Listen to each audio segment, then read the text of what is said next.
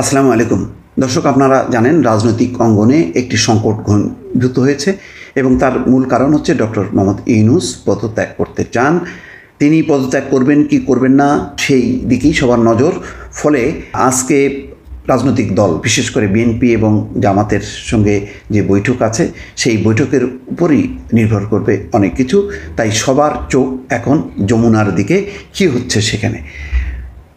প্রথম আলো একটি রিপোর্ট করেছে, পদত্যাগের আলোচনায় ইউনূস কী করবেন সেই দিকেই দৃষ্টি সবার।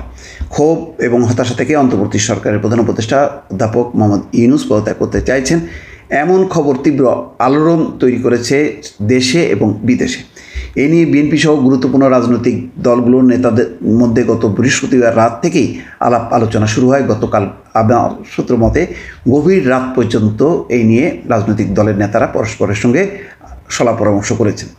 সপক্ষই অধ্যাপক মোহাম্মদ ইউনূস পদত্যাগ করুন এটা কোনো দলই চায় না। তবে দলগুলো অন্তর্বর্তী সরকারের কাছ থেকে জাতীয় সংসদ নির্বাচনের সুনির্দিষ্ট সময় চায়, কয়েকটি দাবি পূরণ, বিশেষ করে নির্বাচনের সুনির্দিষ্ট তারিখ এবং বিতর্কিত উপদেষ্টা পরিষদ থেকে অব্যাহতি দেয়া। প্রধান উপদেষ্টা অধ্যাপক মোহাম্মদ ইউনূস বৃহস্পতিবার উপদেষ্টা পরিষদের নিয়মিত বৈঠক শেষে অনির্ধারিত আলোচনায় তার পদত্যাগের ভাবনার কথা বলেন। জানা যায় এই সময় তিনি সরকারের বিভিন্ন উদ্যোগে নানা প্রতিবন্ধকতার কথা বলেন। প্রায়ই সড়ক আটকে আন্দোলন, সংস্কার সহ বিভিন্ন বিষয়ে দলগুলোর মধ্যে ঐক্যমত্য না হওয়া, রাষ্ট্রীয় কাজে নানা পক্ষের অসহযোগিতা সহ দেশের বিরাজমান পরিস্থিতিতে ক্ষোভ এবং হতাশা ব্যক্ত করেন। অধ্যাপক ইউনূসের পদত্যাগের ভাবনার কথা জানাজানি হওয়ার পর বৃহস্পতিবার সন্ধ্যা থেকেই বিভিন্ন মহলে এ নিয়ে আলাপ আলোচনা শুরু হয়। আগের দিন বুধবার ঢাকা সেনানিবাসে অফিসার্স অ্যাড্রেস অনুষ্ঠানে দেওয়া সেনাপ্রধান জেনারেল ওয়াকারুজ্জামানের কিছু বক্তব্য জনসমক্ষে প্রকাশ পায়। তাতে আগামী ডিসেম্বরের মধ্যে নির্বাচন অনুষ্ঠান, তার মাধ্যমে একটি জাতীয় নির্বাচিত সরকার প্রতিষ্ঠা সহ জাতীয় নিরাপত্তা সংশ্লিষ্ট বিভিন্ন বিষয়ে বক্তব্য ছিল। এরপর দিনই অধ্যাপক মোহাম্মদ ইউনূস উপদেষ্টার পদ ছাড়তে চান এবং তিনি বুঝতে পারেন যে বিএনপি এবং প্রধান রাজনৈতিক দল বিএনপি এবং সেনাবাহিনী তার উপর আস্থা নেই। এটাকে বিএনপির নেতাদের কেউ কেউ অন্তর্বর্তী সরকারের দিক থেকে কৌশলগত হুমকি কিনা সেটাও বিবেচনায় নিচ্ছেন। দলীয় সূত্র থেকে জানা গেছে যে তিনি পদত্যাগ করে একটা পরিস্থিতি তৈরি করতে চাচ্ছেন। অবশ্য সালাউদ্দিন আহমেদ বলেছেন, আমরা তো ওনার পদত্যাগ চাই না, আমরা নির্বাচনের রোড ম্যাপ চেয়েছি। তিনি কেন সেদিকে যাচ্ছেন না সেটা আমরা জানি না। এরপরও যদি তিনি দায়িত্ব পালন করতে না পারেন তাহলে জাতি নিশ্চয়ই বিকল্প বেছে নেবে, কারণ এটা কোনো ব্যক্তিগত বিষয় নয়, রাষ্ট্রীয় ব্যাপার।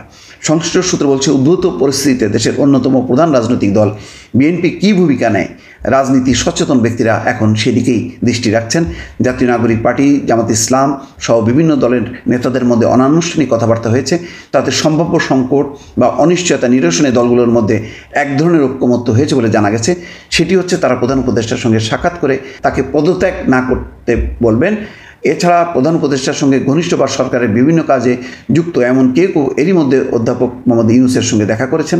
তারা বিভিন্ন রাজনৈতিক দলের নেতাদের সঙ্গেও কথাবার্তা বলেছেন। সবার মধ্যে একটা ঐক্যমত্য যে ডক্টর ইউনূস প্রধান উপদেষ্টার দায়িত্বে থাকুন, তবে তাকে দ্রুত নির্বাচনের সুনির্দিষ্ট রোডম্যাপ ঘোষণা করতে হবে।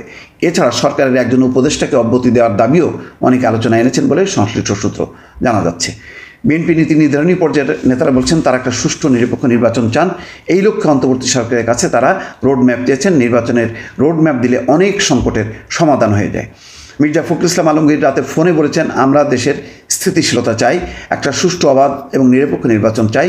এই জন্য নির্বাচনের রোড ম্যাপ চাওয়া কি অপরাধ?